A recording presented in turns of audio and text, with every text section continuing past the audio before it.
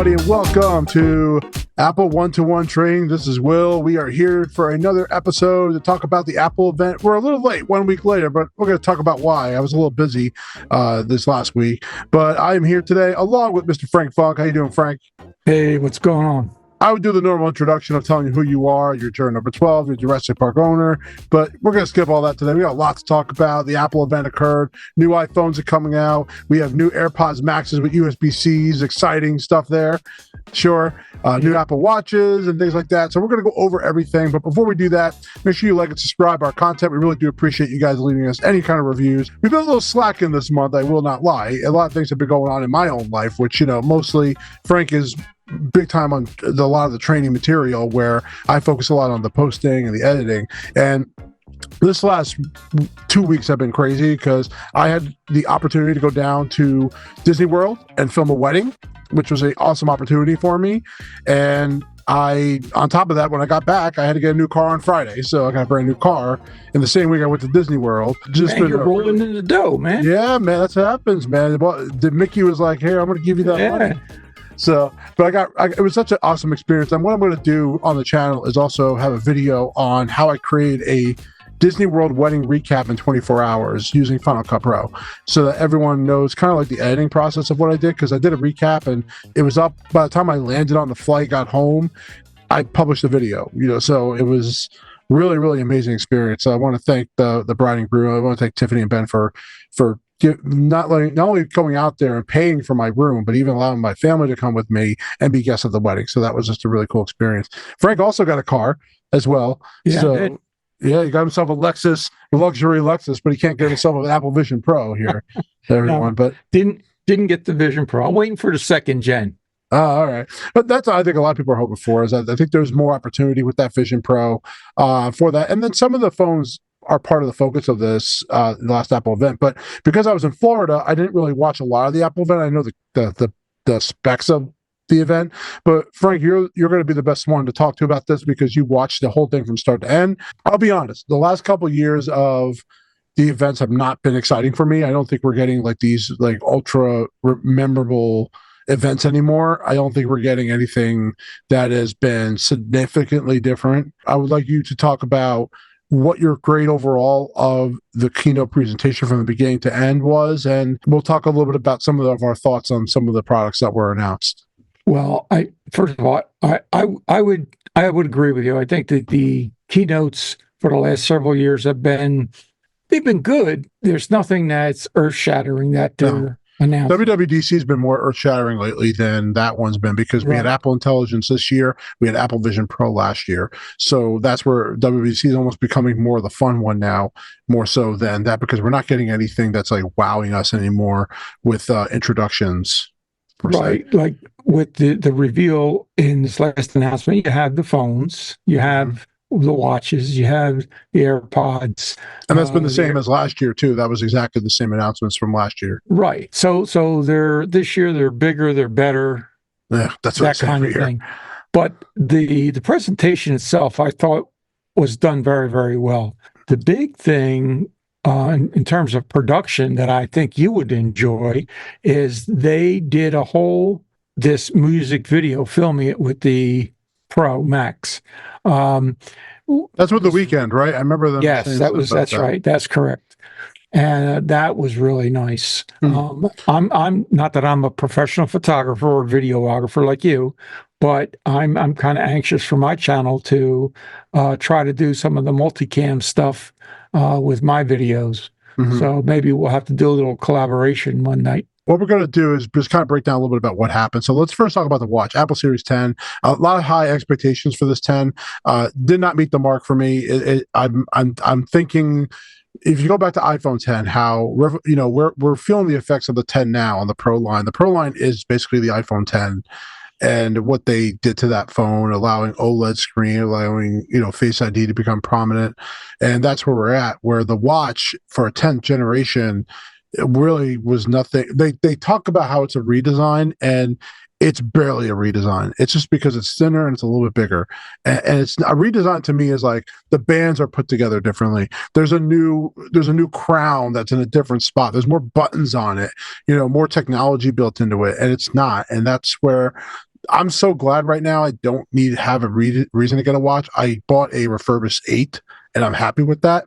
Uh, And there's no reason I think any user that would have a reason to buy this watch Yes. other than that you have an old watch from like 5 years ago. right. I have a Series 5 and the battery's dying on it. But I would Now, even tell you to buy a refurbished one. Even like I don't know why you would want to.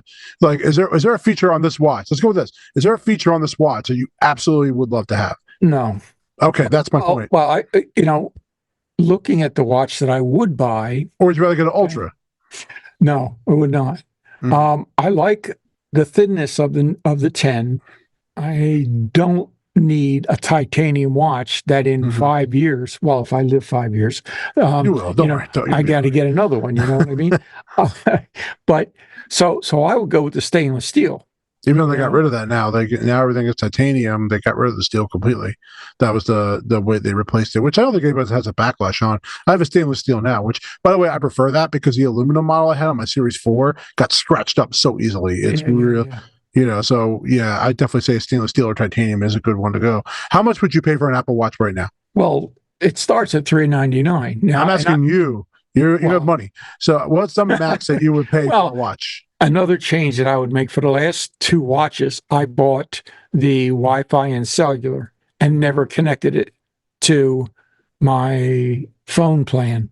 So I would not go with the cellular. So I would go with actually like a base model. I'll give you an example right now. If you want to buy a refurbished Ultra, right now Ultras cost, how much do Ultras cost right now? They cost $799. You can buy a titanium Apple Watch Ultra on Apple's website refurbished for $589. So it's $110 savings. Yeah. And then if you want a Series 9, right now, you said you want stainless steel. So they don't, right now they only have aluminum, but the highest, most expensive one is $399 for a Series 9. If you wanted to get a Series 9, let's say our size, 41, I think is like $299 and 45 is $319. I'm surprised they're continuing the Milanese loop for whatever reason. I guess it's a big seller. I don't know, but yeah, I mean, I guess it is. I don't know. It's kind of weird. So going back to what the 10 is, I just don't feel like there's nothing in there. I mean, the sleep apnea thing is a really cool study. I think that is something that, does anyone really test their sleep apnea? Probably not. I mean, I agree with them. How often do people get that done? But it's a legit study. It's a legit study that will, I guess it's like FDA graded as it will help. Yeah, but here's my rub with that. Okay. At some point, it's not with the app. Here's my rub. The rub is, at some point, you have to take your watch off and charge it. So I normally do that when I go to bed. I put it on a charger, so it's fully charged at night. So how is it going to track my sleep apnea?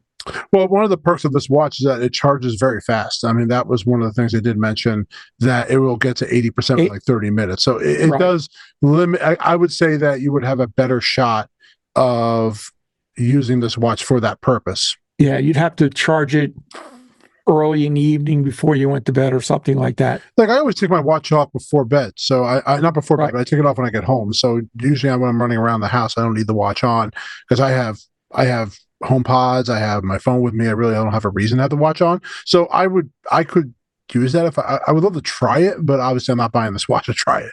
That's for sure. And the Ultra got a little bit of an upgrade. The new color, which is beautiful, by the way. I will say that titanium. Hopefully that color stays on there because scratches again would you'll get the real color of the titanium coming through on there. But I like the color of it. Ultra is definitely like if I wanted to buy my next watch, I think an Ultra would be the one I would want to buy. I just think that there's so many. It just looks cooler. The battery lasts so much longer, which I appreciate that a lot. The only thing with that for me is there are a lot of features on there that I would never use. Yeah, I agree. Yeah, I'm not going to go scuba diving. I'm not going to go skydiving. You're not? No. Those things aren't even close to my bucket list. Maybe what's on your bucket list is ordering a new pair of AirPods because that was also announced for this one. Oh yeah, the AirPods. So we have 2 new AirPods 4s. We have the regular 129 model, and to my surprise, they came out with one with spatial audio. Yes. So there is two different AirPods or active noise canceling. I'm sorry. That's really what it is. You would have to look at the specs on the Apple website to kind of see the difference in there. I think most people would agree that the 179 model is probably worth buying just because you're going to get the active noise canceling, conversation awareness, spatial audio. You're going to get the wireless charging case, USB. That would be another thing. Yeah. Also, you could do the Find My on the speaker of there. So there's definitely some perks. And the AirPod 2s, well, that's Well, what you're just talking about. Yeah, I mean, they changed the stem too. Also, they made it. They said that they did a lot of more testing with it to make it fit better because I think some of the complaints with the older AirPods that they were just not staying in the ear very well. Where these are supposed to be a little bit redesigned so that it could fit better in the ear. But again, $129 for a pair of AirPods, it's still a really good price for there. I would say that the features of the active noise canceling would be great. Although, to be honest, the AirPods Pro 2 right now, I looked online today on Amazon, you could buy them for $199. So Apple's website, the AirPod Pro 2s. Yep, I found them for $199 on $249. Amazon. I know that I found them on Amazon for $199. Wow. So why? So trust me, don't ever pay the price of what Apple charges unless you know somebody that works there, or you just look on Amazon to find a deal. Like today, we have to upgrade my son's iPad because he has a 6th gen, and I don't think the Apple Arcade games are keeping up to it. So we bought the 9th gen, the one before that, for $199. So why would I? That's a pretty good deal for an iPad. I'm just making a point that the older gen stuff is still worth buying. Yep. That you don't, and again, AirPods Pro 2, you don't have to necessarily buy them from Apple. You can find deals even at Best Buy that's what actually triggered me. Best Buy was offering them for $199. I checked Amazon, they had it. So that's what I'm trying to tell you is that you don't necessarily have to buy these two AirPods. You can find AirPods Pro 2 for $199 if you want the silicone tips. If you don't care about that, then I would take it. I think the AirPods 4 is still a pretty good deal. But speaking of the AirPods 2, one of the features that is really amazing, which I know you would love because you need that probably at some point, is a hearing test. Yes. Nice intro. I like that. Yeah. Mm-hmm.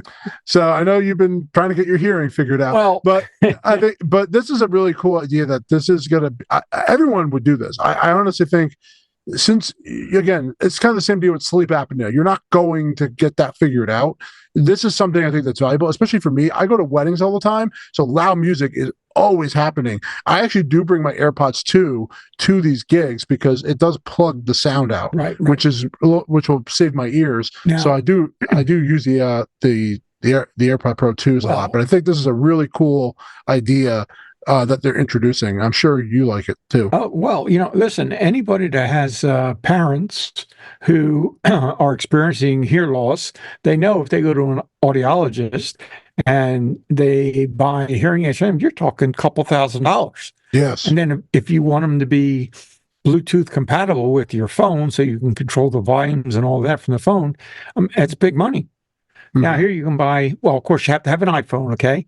That's so total cost, you still got to have an iPhone. It's got to be capable of running the iOS 18, but you have $249 for these AirPods that can be used as hearing aids, and you can connect them to your Apple TV as well.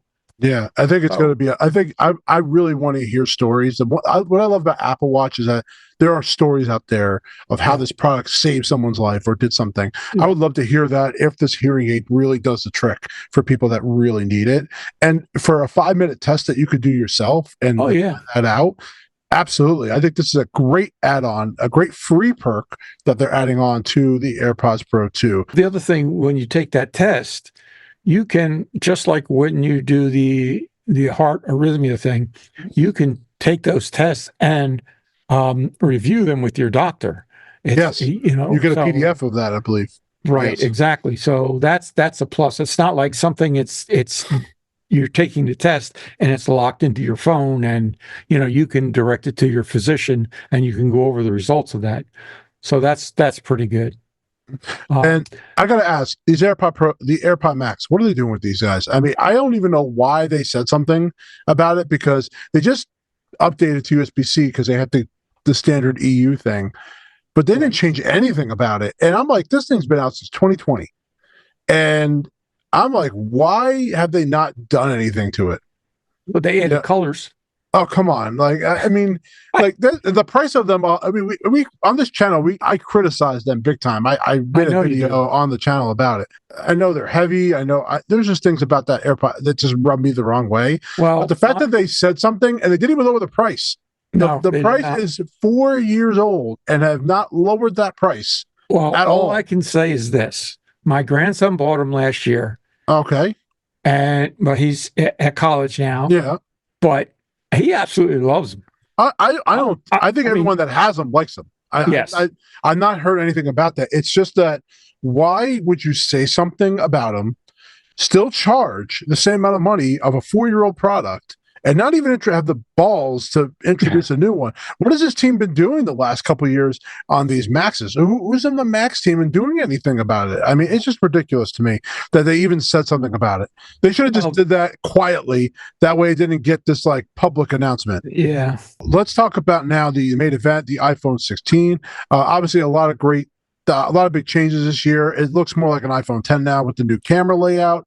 They brought all the features of the Pro basically to the 16 from the iPhone 15. Now it has the action button. But what was surprising to me is the camera control button is available on both phones at launch. They both will work with Apple Intelligence, which is the selling point to this, which I'm going to get to later. And I thought that was really neat and very un-Apple-like, because every year the Pro always got the new thing and the regular did not. This year they have changed that to, other than the look of the phone and some of the camera perks that it gets in there, they're relatively the same. Yeah. I like the fact on the active button, you can, with the camera, you use your finger, you can zoom and that's going to take some work. I will tell you, I like the idea of this, because here's my problem. So I use Blackmagic more so for when I film, and Blackmagic, everything's on the screen, but I put my phone underneath my main camera. So kind of like, it's on like one of those like wrapping tripods around my stand, and I can't see the controls really. This button would actually be very beneficial to me since they are opening up to third parties to change the zoom, change the exposure, manually set the settings. So I do feel like that there is a value for a pro user for this feature. I think it's a great idea. I think that's a great selling point to this device of what that could do. But it's a learning curve. You have to learn how to use it. Just like everything else new that you buy. So as long as you're open to that, I think that is a great product. I actually think that the iPhone 16 is a much better value than the Pro this year. Well, I went with the Pro because you have a Pro now. Yes, right. And so I wanted the bigger screen. I went with the same size, 256, because what I have on my 14, I still have over 100 gig available. So with the 2 terabyte that I have in the cloud, and using iCloud Drive and all of that in the cloud services, 256 serves me fine on the unit itself. I wanted the bigger size, the additional features in the camera, the zoom, wide angle. So the improved camera and the wide angle is on the Pro. The 16 doesn't have that. Obviously, the display and the motion, that stuff's already been out. And they also improved the macro on it, the macro lens as well, if you do any close shooting, for macro stuff. I was not, I guess I was just like, there was just not much there. Well, let me pose this to you. Oh, there you go. Now, everybody expects, it's got bigger, better. Yeah. How much can you really put into this device? I know. That is going to make you go, wow. I mean, it already is an awesome product. No, I agree with that. But I don't know if Apple's trying to get people to upgrade every year anymore, even though it sounds like they always are. But I don't know if I think doing that anymore. Settled into at least 2 years. 2 years, yeah. I think. But this feels like an SE model. It does come across like an SE model in a lot of ways. Well, if you read the expectations from some of the other channels, they're expecting next year's to be the next biggest change. one, the best one, but the biggest change. But we'll see. Like I said, I was ready for a new one. So That's what I Yeah, did. I will tell you that the features of the 4K 120 frames per second is a really nice touch. I would love to have that for mine, but I don't. But I think I think that's a really great thing. I'm always going to go with the Pro because I do use this for pro reasons. I do shoot Apple log, like S log, which is flat. It helps improve your color quality and lets you work with more on the color, that's the way I shoot my weddings, and you could see a difference. I don't have to worry about Apple's really weird system. I think Apple's system works great outside, but I think inside you have to use lock. It's just like it's very hard. So always a big fan of the Pro. But again, going to what the features are of the 16 compared to the features of the 16 Pro, I was just not really impressed. I like the colors on the new 16. I think they look nice. But I would tell you this is not a year that I think like if I was a 15 owner and I always upgrade every year, would I do it? And the answer to me is no. I just don't think there's anything special about this phone that's going to change my life.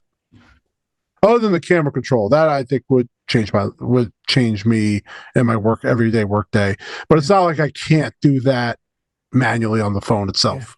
Yeah. I'm trying to remember what color I ordered. I don't know if I got you don't even remember what you ordered? No, I don't know. I don't know if I got the desert titanium or the natural. I think I got the natural. I always get natural because if I scratch it, at least it'll be the color of. It's funny because I kind of grew into this. It's like, what difference does the color make? You're going to put a case on it anyway. Mm-hmm. Yeah, yeah, but I put a clear case on it, you know. Yeah. So last thing to talk about really with the 16, because they really were really into it, was the Apple Intelligence. We know that this is not going to be available on iOS 18, which by the way is released today. Yeah. And we do plan on doing some videos to talk about iOS 18 and some of the features that you can really use on it. I mean, they're selling this phone like an AI phone. Yes. And it's not yet. Yeah, right. So are people going to get pissed about that? Well, I think that Apple has to get spot on. If it falters, if it fails, I think people they're going to shy away from the Apple phone. That's because we've been waiting. The Apple Nation, okay. Apple Nation, okay. The Apple Nation has been waiting so long for a big improvement in Siri, and if it doesn't come now, it's going to be too late. I like the concepts they're using with Apple Intelligence. The privacy is the number one concern. The fact that they open their server farms to independent testing to ensure the security and that no data is being farmed out. I think that's a big feature. Like the internet itself, AI can be used for good and it can be used for bad. So I think as a parent, what I like to think of myself as a rational human being, we need to use this with a grain of salt. Yeah, I use it I like the features of just simply asking Siri to do things and like make my email sound nicer and things like that. Yes. That's the main things I like it for. And that's why I use ChatGPT now, which we have a video on our channel that talks about how to use ChatGPT on the Mac, which I use all the time. Like just developing hashtags for me. Like when I published my photo of my car, I just put a bunch of hashtags on TikTok and they just generate it for me. Like, those are the things I use it for. Things that I don't want to have to type out or think about that ChatGPT can just do it for me. So, like, I'll never write a script with it. You're using it as a tool, not as a way to do something that you can't do or that you wouldn't want to spend time doing. Like writing a script, right? You wouldn't say, "Oh, just go write this for me." Yeah, no. You're going to have a skeleton of what you want, and then use AI to, like you said, dress it up. Give it a more of a professional tone, maybe more of a casual tone or whatever. Yeah. Using it as a tool that way, yes. But you're still getting your ideas from your brain, not from the AI brain. Right. Well, I'm hoping that when it comes out, it's going to be a really good feature. I mean, obviously, right now, Apple's selling this phone that it's Apple Intelligence capable, along with the 15 Pro, which I have. So I'm going to be able to utilize those features. But I wish that Apple Intelligence was not a focal point because it's not even going to be out in time, and it's going to still be a beta when it is. So we're not even going to get a full Apple Intelligence until probably next year, which is kind of like a little bit of a shame that we have to wait as long as we have to wait. But that was the keynote. That was all the announcements. Personally, nothing in this keynote I'm buying any product. Obviously, you already put down. You're upgrading your phone. I don't know if you're buying any AirPods or anything like that. I'm not. I don't need to. I don't need to buy an Apple Watch. So far this year, as far as Apple goes, has really missed on the mark. I think the iPad line is a much better line now than it used to be. That's for sure. I think they fixed that. Now we have to wait for the Macs. We know that the next one coming up, like last year, was a spooky event. And the thing last year I remember the most that people were talking about last year was the fact that the thing was shot on an iPhone at night. That was the coolest part of the whole keynote, the fact that they put that at the end, and now they do that going forward. So I'm hoping that the Mac event is a real fun event. I think Apple next year has to do something different regarding this Apple event, regarding iPhones. They have to do something new. And I just hope they really hit out of the park, because right now, as a customer, I'm not feeling what they're putting out, and I want them to change. I mean, I haven't felt excited since even the Vision Pro did not really hit me. I mean, the last time I felt this invigorated as an Apple owner was Apple Silicon. That was the last time. Well, listen, I was there when you tried the Apple Vision Pro. You can't say it didn't hit you. It is an amazing product. It's a price problem. It's not a problem. And I can't use it in my home with a wife and a kid. I just can't. It's just get rid of the wife and kid. Yeah, all right. That's the solution. Yeah. I mean, like if I went on the plane when I went to Orlando, I would absolutely love that. But because my son is also special needs, how can I 100% take myself out of the reality? I can't.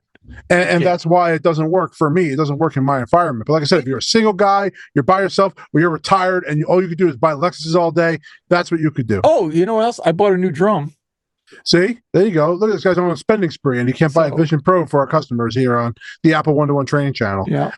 Well, since we've gone long enough, let's cut it right here, Frank, and we'll definitely have some videos throughout the rest of the next couple of weeks to go over some small features of iOS 18. Frank will definitely take some videos that he wants to go through. And I got a couple for the reminders that you now integrated with your calendar. Mm-hmm. The calendar has a new look. I love it. Oh, good. I can't wait to see it. Yeah. I'm going to upgrade it. Nice. I'm going to upgrade tonight, and then I'll be able to play around with it. You can highlight different, you can do different thing with text and notes. You can have them in different colors, bold, italicized. You can add emojis now into your notes. I'm looking forward. Pretty good stuff. All right. Well, I'm excited for it, guys. I'm looking forward to giving you guys some more training channel. I do apologize again for the amount of stuff that we've been kind of lacking on this channel, just again because my life has been weird the last 2 weeks. Hopefully we'll catch back up. But I want to thank you everyone for joining us. If you were here the entire episode, I really do appreciate it. Definitely give us a like, subscribe again, share this channel out. We do appreciate it, and we love every single one of you. Have a good one. I would like to take this opportunity to thank you for viewing our content. Don't forget to click the like button and subscribe so you can see all our training videos as well as links to download our podcast.